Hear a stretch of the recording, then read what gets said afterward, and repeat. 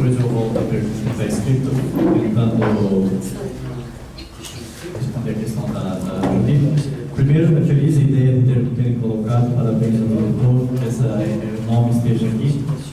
Foi um marco importante na congregação, ele é único, chegou em Jerusalém em 1947, portanto antes da fundação do Estado de Israel, e progressivamente assumiu uma visibilidade importante enquanto personagem mesmo, depois não da congregação. Um tipo muito curioso que conhecia de origem judia, com uma visão profunda da história, uma visão com uma boa teologia, um senso crítico impressionante, e conhecedor, curiosamente, conhecedor também de direito. Portanto, ele foi muito útil na igreja que não tinha nenhuma relação com o Estado de Israel, e a igreja local e a igreja também Roma.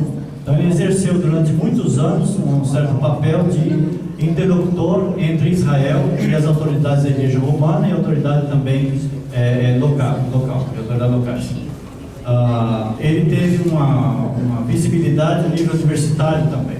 Foi muito conhecido de grandes personagens que começaram a descobrir a importância do cristianismo. Ele teve contato com esses grandes pensadores de Israel que também falavam já a linguagem um pouco amena ainda, mas já mais ou menos precisa sobre o judaísmo, sobre o cristianismo.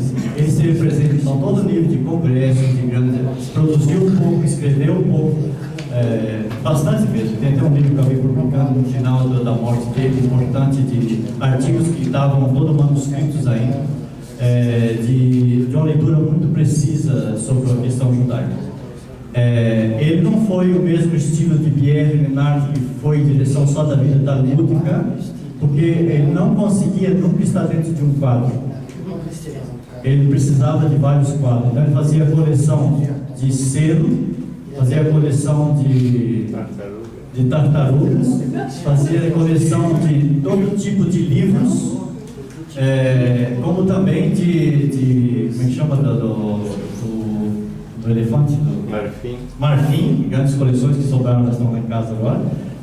Então ele tinha uma visão do mundo de maneira muito aberta. E isso refletia também na sua teologia, e refletia também na sua maneira de agir. Infelizmente, ele foi, com o fechamento do Ratisbon em 2001, ele estava de férias na Europa, e também com uma certa dificuldade de saúde. Ele não quis mais enfrentar a ver Ratisbon quando não pertencia, quando tinha sido já invadida. Nós tentamos que ele viesse visitar Jerusalém. Eu tive com o Donizete, inclusive, uma vez especificamente para isso, para trazê-lo de volta, ao menos para ver, porque ele morou num quarto durante 50 anos, e não é simples abandonar, depois imaginar que isso não seria mais dele e a maneira como ele deveria sair. Ele morreu assim no exílio na Alemanha em 2005. Foi uma grande perda. Eu tive experiências com ele, todo mundo nós que conhecemos, mas ele viveu, a família inteira se perdeu, toda a família foi morta na Shoah, de família judia, sobrou só ele.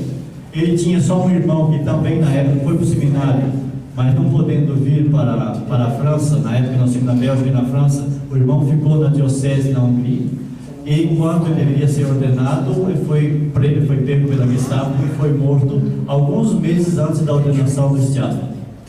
Ele soube da morte da mãe, do pai, da irmã e do irmão e de toda a família. Ele nunca comentou isso conosco, senão em 1998, quando ele falou a primeira vez das dificuldades, e aí ajudado por uma grande amiga dele, ele voltou à sua casa.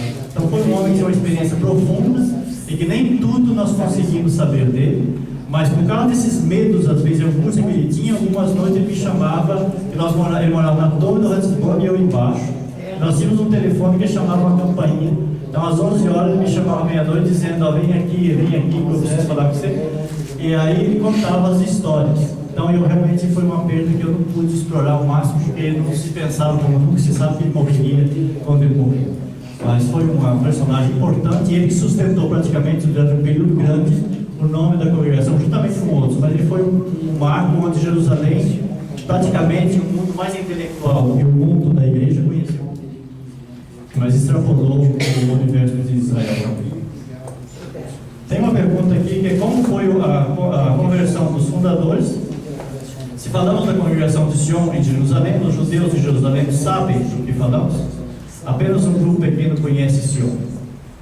A conversão dos dois, eu uso a palavra conversão com dificuldade, mas a descoberta da fé cristã pelos dois se dá em dois níveis diferentes. Teodoro faz um caminhar mais ou menos progressivo em contato com a sociedade cristã, especificamente protestante no início da sua formação, e assim ele descobre a fé cristã e será ajudado por uma mulher mais tarde que vai praticamente dar todas as condições para que realmente se desenvolva na fé cristã. Esse foi o Teodoro. Ele é o único que vai se tornar um problema para a grande família Ratisbonne, um cristão dentro da família. Afonso se opõe completamente, terminantemente a essa posição de vida do irmão, opção do irmão, e mais tarde ele está praticamente engajado já na vida de banqueiro com seu tio. Ele deveria assumir a continuação do seu tio. Ele está noivo já para o casamento da sua prima. E ele, então, também por recuperar uma certa dificuldade de saúde, o médico sugeriu que ele fosse para o Oriente, tomar um pouco de calor, de sol. E também para pensar um pouco antes de fazer o grande passo do casamento, ele parte para a terra de Israel, vindo caminho normal, se fazia parada, parou em Turino. O navio não partiu para Malta como deveria seguir, por esse espaço ele foi a Roma, porque tinha que esperar uma semana. E assim em Roma, encontrando amigos de Roma, ele acaba tendo uma experiência numa igreja em Santo André del Fato, que está na Praça de Espanha, em Roma. De repente ele se descobre diante de uma experiência de Deus diante da imagem de Maria. E aí esse momento é o momento que ilumina toda a sua vida, e a partir daí ele pede o batismo.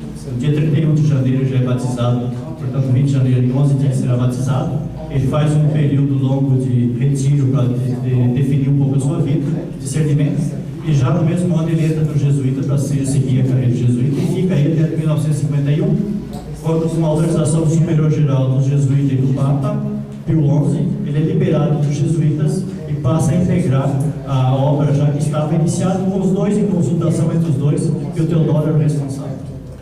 Esse é o processo do mais assistente.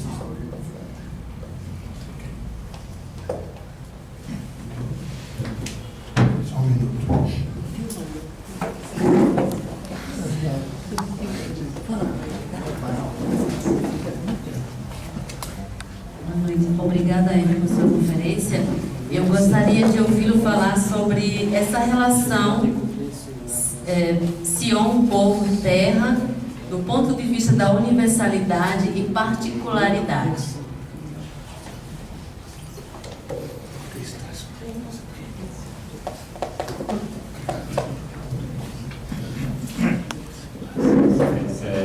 Então isso deve ser parte do nosso entendimento, da nossa vocação.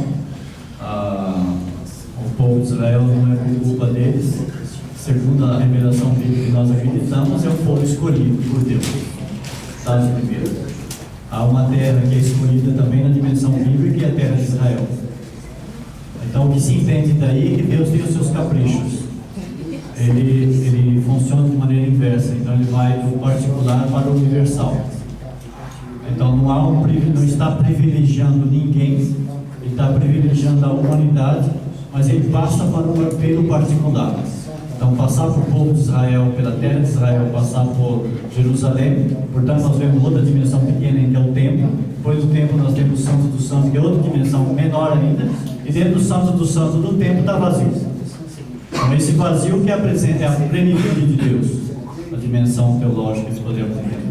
Então acho que a dimensão nossa, a vocação de Sion, é de certa maneira uma vocação solitária. É fazer opção para um certo particularismo. Ora, esse particularismo é em vista do universal, eu preciso entender essa dinâmica. Ora, o mundo normalmente não entendeu que o povo de Israel é um povo escolhido por Deus. E o povo pagou um preço caro diante do universo das nações. A igreja também tem essa vocação do particular para o universal. Mas nem sempre ela soube interpretar dessa maneira, e sobretudo em relação ao particular, de onde vem toda a fé cristã. Então a congregação nem sempre ela é compreendida no âmbito da igreja com sua vocação, que é uma vocação de igreja. Nossa vocação não é a vocação do povo de Israel, é a vocação de igreja. Somos chamados dentro da igreja, é um chamado da igreja, em função da missão da igreja. Mas essa função é uma função particular. O que é curioso é que não é nenhuma maneira de quantificar as coisas, nem qualificar as coisas, mas se um franciscano, ou melhor dizendo, ele pode se identificar dentro de um outro que é o pobre de uma maneira visível. Teresa de Calcutá de outra maneira, dominicano de outra maneira. Sion é uma maneira interna de ser cristão. Então não é visível, não é fácil, é mais ou menos uma vocação solitária com a solidão do povo de Israel na história. Mas essa vocação solidária de solidão é uma vocação da igreja. Deus se manifesta nessa maneira de ser solitário ou particular.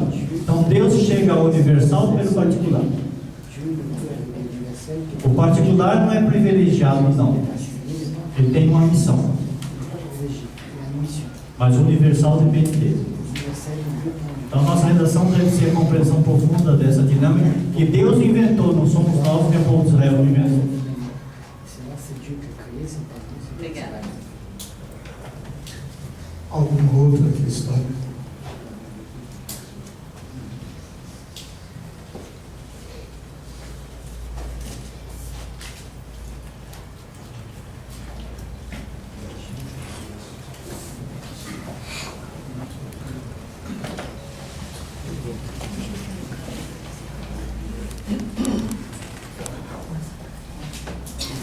Vai ser linda, vai ser linda.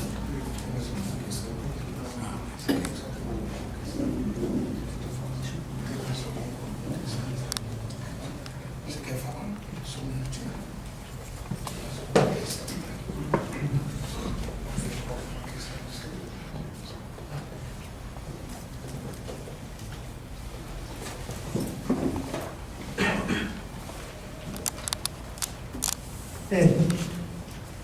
Eu queria dar uma continuidade ou continuar falando alguma coisa com aquilo que a nossa irmã ela propôs, a pergunta que ela fez e que o senhor respondeu, com relação a esse isolamento que a congregação tem com a proposta e o carisma dela de viver Israel e tornar a cultura israelita como uma forma de viver o carisma de Sion.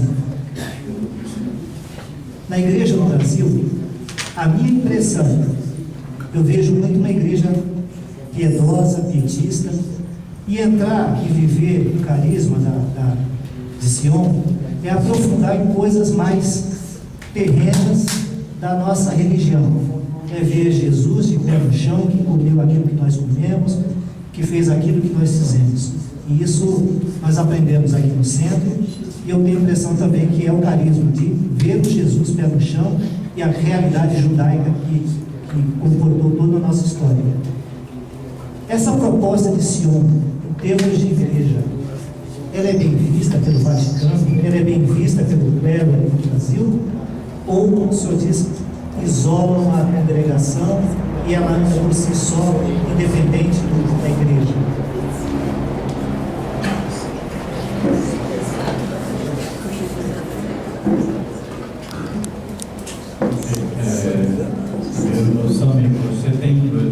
Você tem uma tradição,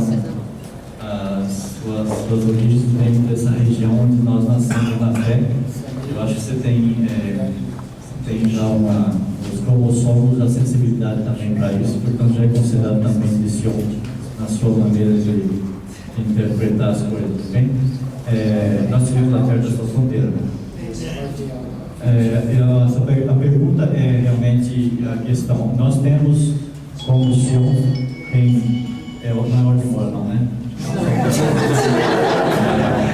Nós temos para quem as irmãs e irmãos do Sion, mas eu acho que agora é muito mais amplo essa perspectiva, é que quando você vem no centro de estudos cristãos, causa normalmente uma certa estranheza em ambientes que estão habituados a esse tipo de vocabulário. A nossa experiência, às vezes, nas faculdades de teologia é sempre os judeus estão chegando, os judeus estão chegando por aí. Há ainda esse tipo de, pode dizer que é idiota, mas esses clichês existem ainda. É muito comum. Para dizer, então, que realmente na cultura geral, nós não fizemos o passo ainda.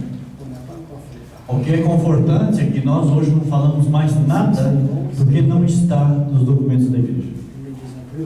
Tudo que é ensinado, seja a nível de centro, seja a nível de definição de congregação, são fundados agora em todos os documentos da igreja, evidentemente depois do Vaticano II.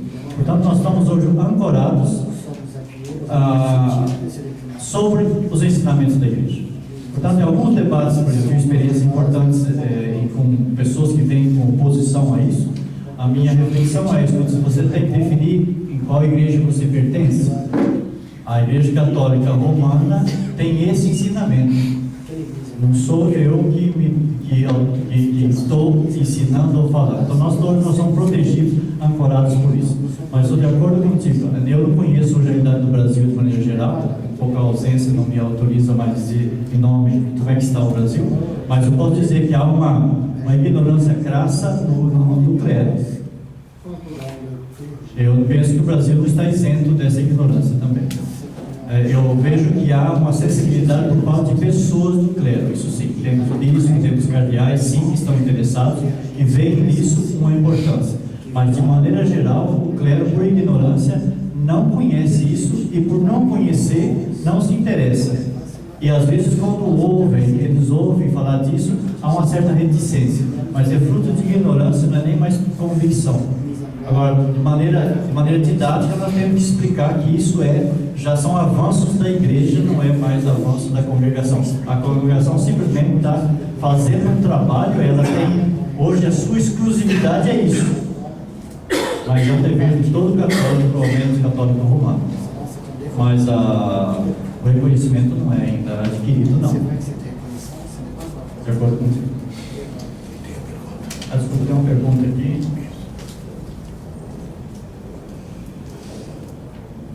Como se vê a relação do legado da vocação de Sion a partir dos fundadores e o início que foi apresentado no vídeo. Esse vídeo mostra a vocação de Sion para os tempos atuais da igreja no Brasil. Deixa eu ver se eu entendi bem.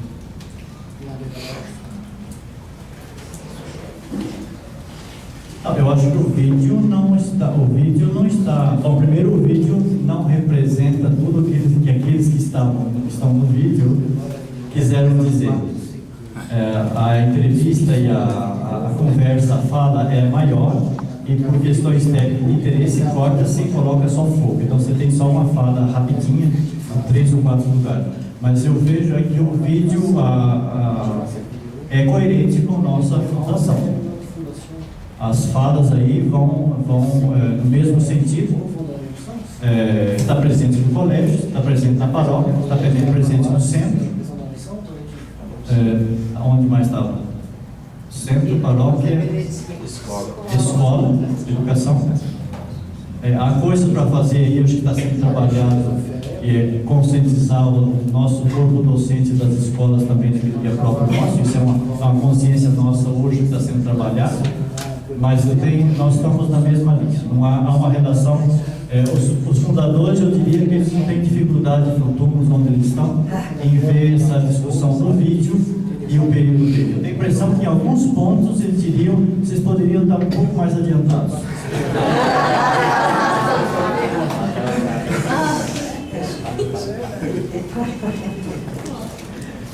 Alguma outra questão?